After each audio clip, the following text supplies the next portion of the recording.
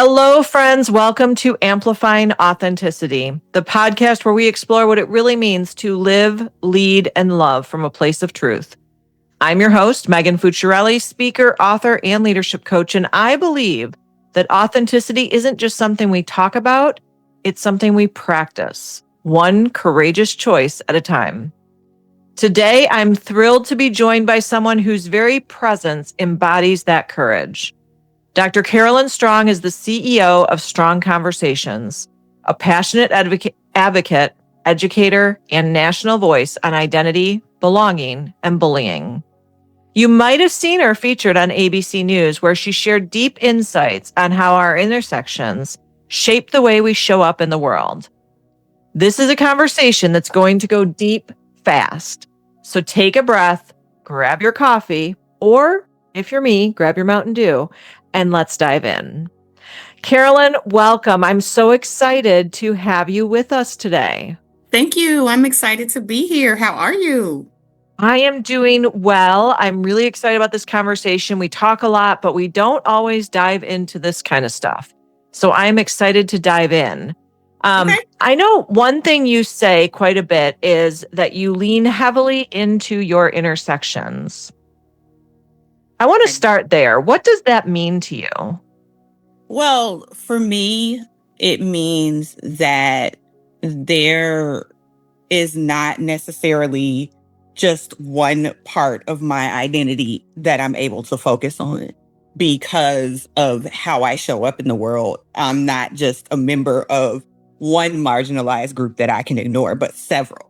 I am marginalized because of the color of my skin. I'm marginalized because of my gender. I mean, I could go on, but we only have so much time.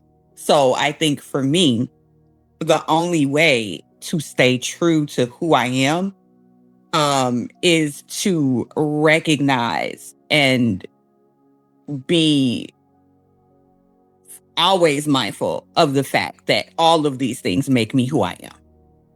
Yeah, thank you for that. When you think about these intersections, and I know that you shared it's not just one thing, right? Your roles, your identities, your lived experiences. Is there one that has become one of your biggest teachers or one of your biggest moments of learning?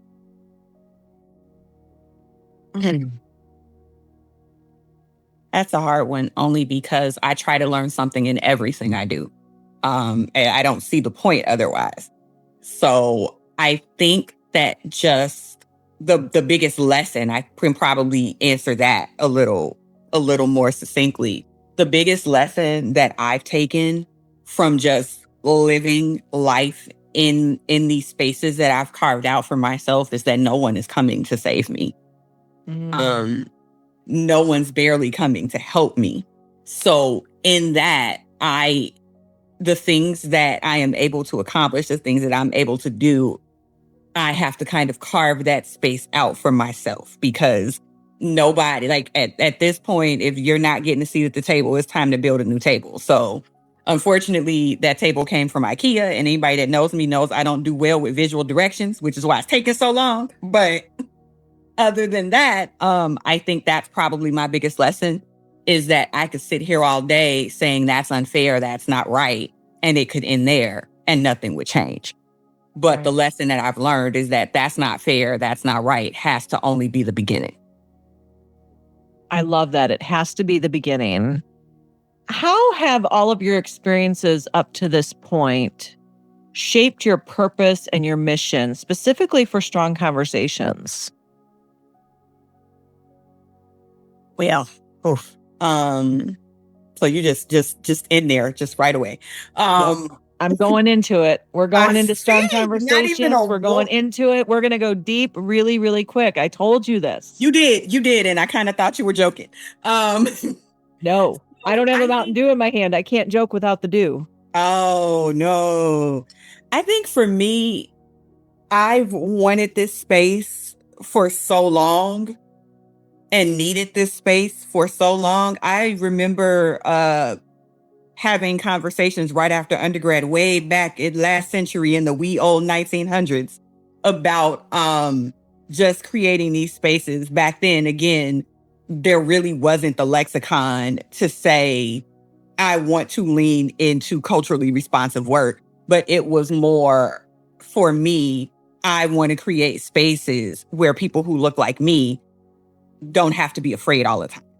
So I think that that's kind of always been in the back of my head as I do this work, and even in Strong Conversations itself is creating those spaces to have those conversations. So because we know that knowledge is power, which is why so many people are trying to stop it from flowing freely. And just even in our tagline, which is changing the world one conversation at a time, we're not approaching this work with the thought that I'm going to show up, do a workshop, and then everything is going to be right. Because that's just not how people What do you move. mean that won't happen? I mean, if it's working for you, let me know. But that has not been my Nah, it's not supposed to work that way. But I appreciate that's why we get along so well, because we recognize that it's not going to happen that quickly. And it cannot stop us from having those one conversations at a time. It can't. It shouldn't. And the work won't get done otherwise. So I think that that's kind of what's always in the back of my mind as I do the work of Strong Conversations, which is also part of the reason that I've gotten my youngest pulled into the work so early, because those conversations need to be happening at every level. Middle schoolers need to be having these conversations. Elementary schoolers need to be having these conversations. Heck, preschoolers need to be having these conversations at a level that is developmentally appropriate. But these conversations need to be had. Absolutely. What I heard from that piece that's just really resonating right now is you've turned what could have been barriers into bridges.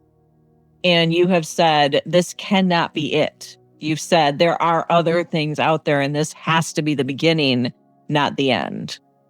Has to be. Has to be. If it's the end, what are we doing? Yeah.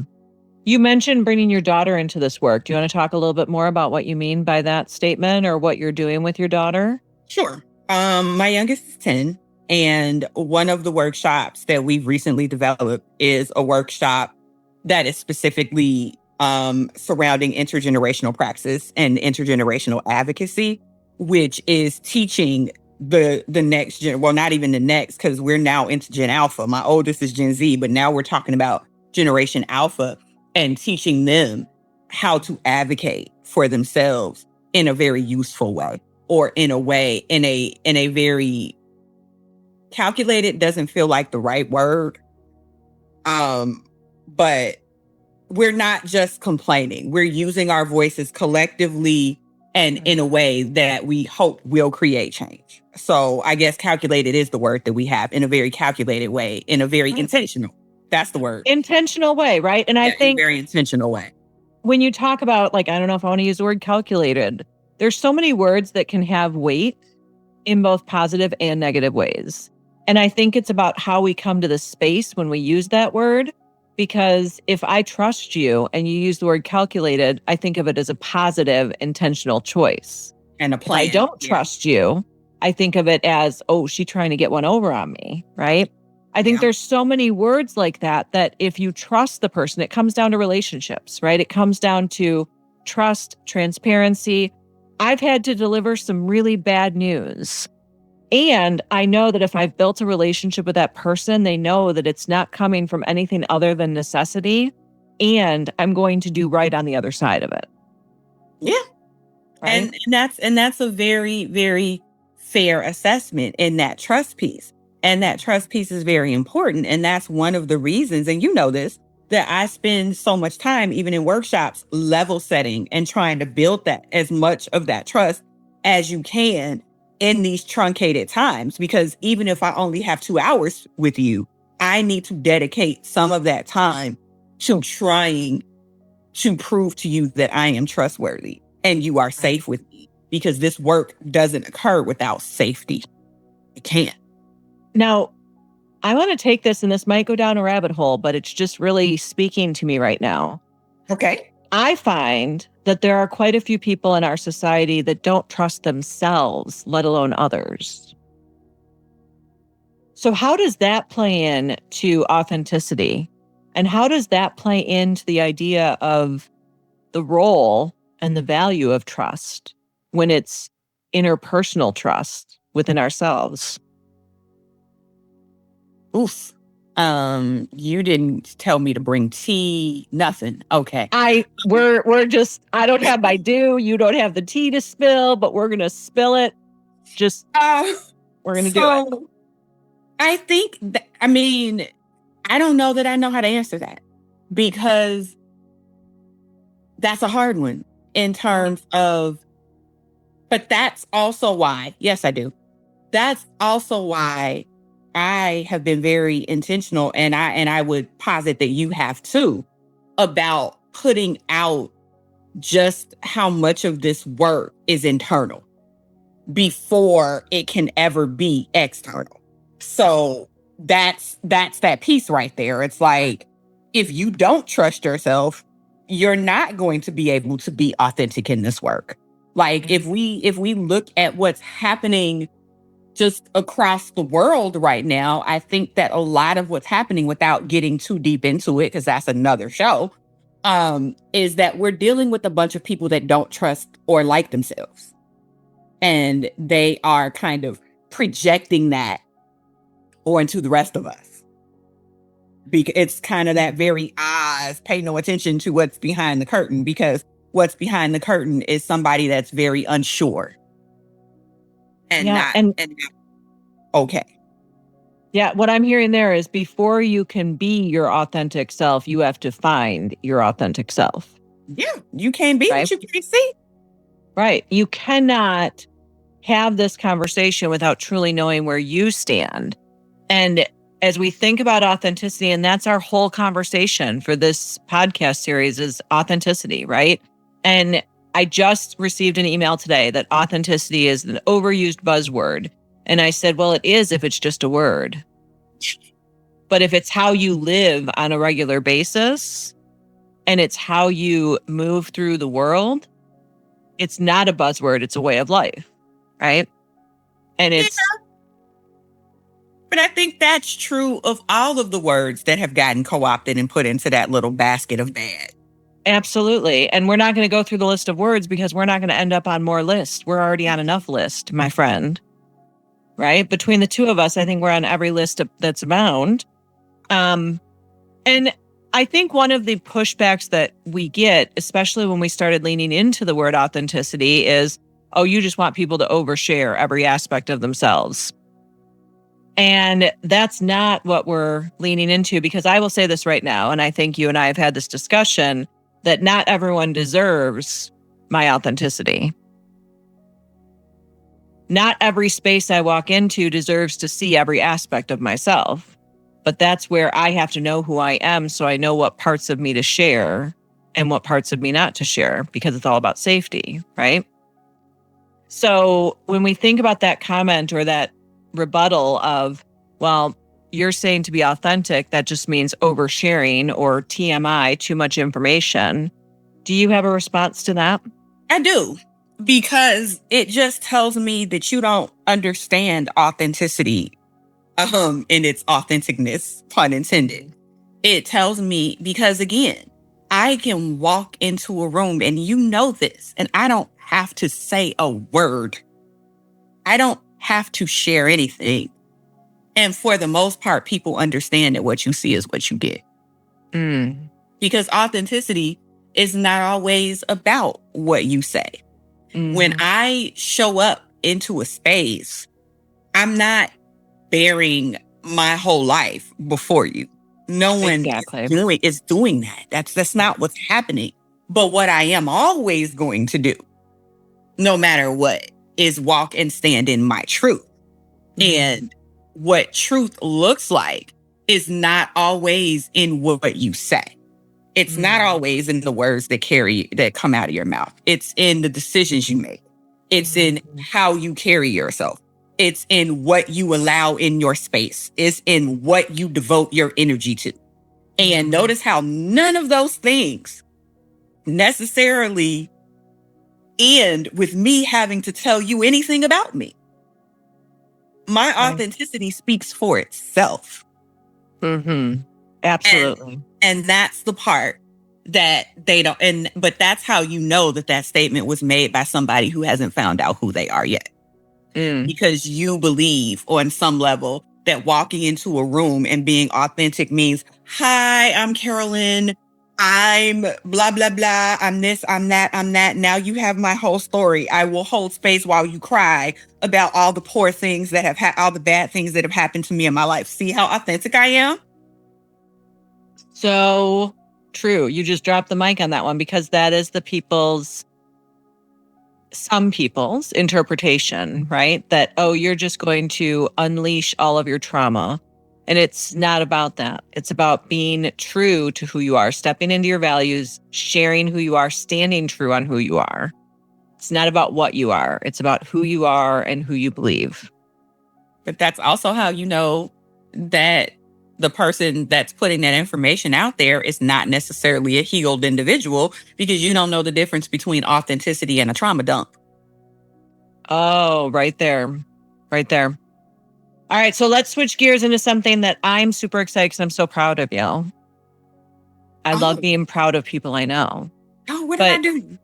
You were featured on ABC News. Did you forget? Oh, yes. Yeah, a little bit. So tell us about that, because I know someone who was on the news. Tell us about it. We're talking about the bullying, or yes. Okay, the bullying. Wait, were you featured more than what? Tell me. Now I need to put my hand in my under my chin, holding my head up. Well, there was a couple times. There was the News Views piece about being the bullying expert, and then there was the WGN piece when the little one's school was closing. And, we had to have those conversations around cultural safe spaces and why only the schools in the marginalized the Catholic schools in the marginalized areas were closing versus the ones that were not. So I just didn't know which piece you were talking about. But we're talking about. I did remember that, but I was specifically talking about the ABC News feature. Okay. But now I can say, because I remember us talking about the WGN feature too, I just didn't put that in my frame for this conversation. But man, two features, telling you. That's the TED. Okay. I think that for me, the ABC News Views piece was a very important piece, because we hear the word bullying thrown around a lot, specifically in the last 15 years, I would say. But we don't really hold space for what it means and what it doesn't. And that was why that piece was very important to me, because it kind of touted one of the things that I've been saying probably for the last 2 decades, is that we need to name the thing we're mad at. Because when we don't name the thing we're mad at, we allow other people to define it. And now we've gotten to this point where everything that happens within a certain milieu is bullying. And it becomes very much like, what did he say on The Incredibles? My goal is to make everybody super, because when everybody's super, then no one is. And that's what we kind of saw happening with bullying. Once everything becomes bullying, the word loses its power, and we don't get to the root of what's happening, and we don't get to fix the issue. And that's why language matters. And that's why that piece was so important to me, because we got to name the thing we were mad at.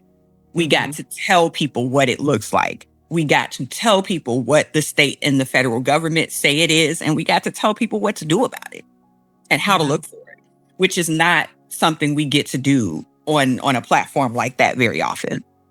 Right. And I just wrote this down because I think this is one of those statements. You give so many almost like sound bites, right? I am one of those people. I love those one-liners, right? And one of your sound bites, we have to name the thing we're mad at. Otherwise, others will define it for us. And we're seeing that happen every single day, especially today, where people are defining things for us, right? And instead of saying what we're actually upset about, we're talking about rhetoric. We're talking about words. We're talking about things instead of the feelings that people have. And one of the things that we've really been leaning into around authenticity is that authenticity without accountability becomes performance, right? That we need to have accountability within that authenticity. And it's not just about being able to be authentic yourself. It's about being able to promote an environment where others can feel authentic and be authentic in their space as well. Or learn what authenticity truly is. Name it so that others don't define it for us. Absolutely. And it means something different for everybody. The one thing that I've learned, even as a parent, is that the method through which you walk in your truth, or the method that I've taught you to walk in your truth, isn't necessarily the one you choose when you go out into the world. But by that same token, I've shown you that this is what you need to do. How you do it becomes yours to shape and mold eventually. But as your mom, what I've been able to do is put out there for your public consumption that is something that needs to be done. Absolutely. So, Carolyn, before we close, there are 3 questions that I ask every guest who joins us on Amplifying Authenticity. And these are the questions that really anchor the heart of this series. And I love hearing the different ways that each guest brings their own spunk to it. So the first question is, when you think about the work you do, whether as a parent, in strong conversations, in other work that you've done, the life you lead, what's your why?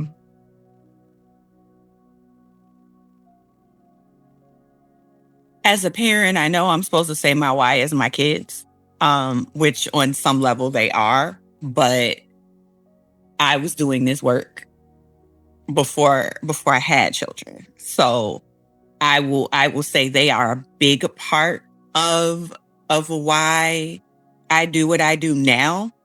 But when I started because one of the things I pride myself on being is being the person I wish I had. And or that I needed, or that I did have that I want to replicate. It's always going to be some version of that. But for me, I feel like as a person that has so many marginalized intersections, you have to have at least one place of quiet. And I want strong conversations to start to make those moves so that you can have something like that, even if it's just to kind of reflect on who you are and what you're doing and how you show up in the world, and the fact that that means something.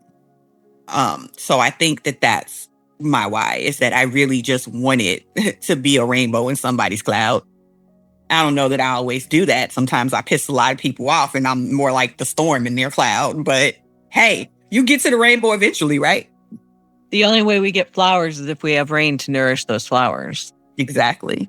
And I rained on a lot of people's parades over the years. Yeah. Second question, what does it look like for you to amplify authenticity?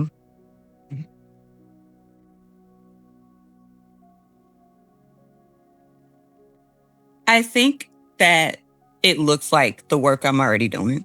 I think that it looks like creating spaces for the next generation to grow and thrive, and creating spaces for the current generation to reflect.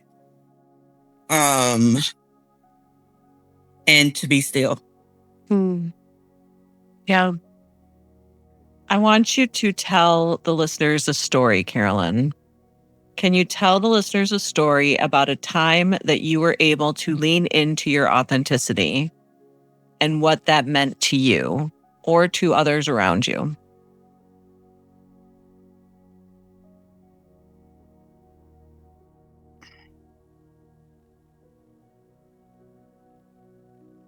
I think that one of the ways that I've been able to lean into my authenticity has been my choice for the majority of my work and my research to focus on African American girls, because I'm doing it in a time and in a space and in a place, place being all around us, where if we are going to work with any African American demographic as a whole, we don't prefer it to be girls. So I'm already I'm kind of already at a disadvantage, if you will, when I say, hey, my research focuses on African-American students. Why? We're not doing that. Not only does it focus on African-American students, it focuses on girls. Well, why? Because that's what the research tells us, but we still want to focus on boys. We have programs like My Brother's Keeper and a bunch of other programs that kind of highlight the needs and the challenges that African-American boys face. But we don't have those things even now, even though we have more. We still don't have it in spades the way we do for other demographics. And so I think that my choice to remain in this forgotten and or ignored demographic has kind of changed the way I look at the world. Everything that I do in these spaces, I have to fight for. I had to fight to get my book published. I had to fight to get my book into schools to be utilized. I had to fight to specifically talk about African-American girls as a demographic in my dissertation. And even in that, I had to fight to present that information in a way that I wanted it to be presented, that I thought would be the best showcase of that work. So I think that my authenticity shows up in the way I move every single day. Yeah. Thank you so much for that. And, you talk about having to fight for everything that you've been able to accomplish, and that a lot of the things that have happened and that you've made happen in your life have been a fight. For someone listening today who is experiencing that fight or might feel like they need to give up, what is one small thing that you can tell them, one action step, one practice that they could start with to continue that fight?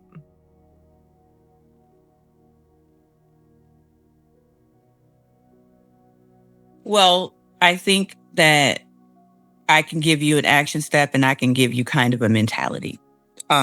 First step, I think, in terms of just how you think about it, if it's something that if you truly feel you deserve better, then you have a duty and an obligation to yourself to fight for it. Because for a lot of us, as I've said before, nobody's coming to save you. As much as our TV generation brains have taught us that everything is solved in 52 minutes and it comes to this great end, and in the 11th hour, somebody shows up and makes it all better, that's just not the reality. Mm-hmm. So you could give up, but if you're going to stay on this plane and in this space and you feel like you deserve better, giving up only makes it worse. Mm. So I think that kind of ties into the action step, which is saying to yourself that you do deserve better. And now we just need to figure out how to get you there. Mm-hmm. Carolyn, thank you so much for your honesty and your wisdom and your heart. It's been a beautiful way to spend some time today. For everyone listening, you can connect with Dr. Carolyn Strong at blackgirlblues.com, on Instagram at Strong Conversations, and on LinkedIn. I believe your handle is Dr. Carolyn Strong. Yes. She also hosts her own podcast and has books that dive even deeper into this work. So make sure to check those out. And before we go, I'm going to ask you one more question, Carolyn. Okay. Because we both like those one-liners, right? Yes. If listeners remember one sentence from you today, what would you like it to be?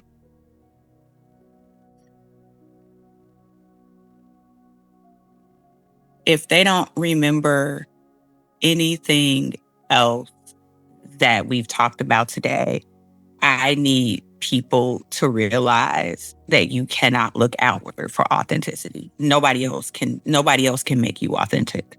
That's only something that you can do. And it's not always an easy task. It's not always an easy fight. Sometimes the fights you have with yourself are the worst ones to leave you the most beat up and damaged, but it's worth it. Yep. Absolutely. It's worth it. Thank you again, Carolyn. And to everyone tuning in, if this conversation resonated with you, please share it with someone else who needs to hear it. Remember, authenticity starts from within, starts with awareness. deepens through courage, and thrives in community. I'm Megan Futrelli, and this has been Amplifying Authenticity. Until next time, keep leading with heart and amplifying your truth.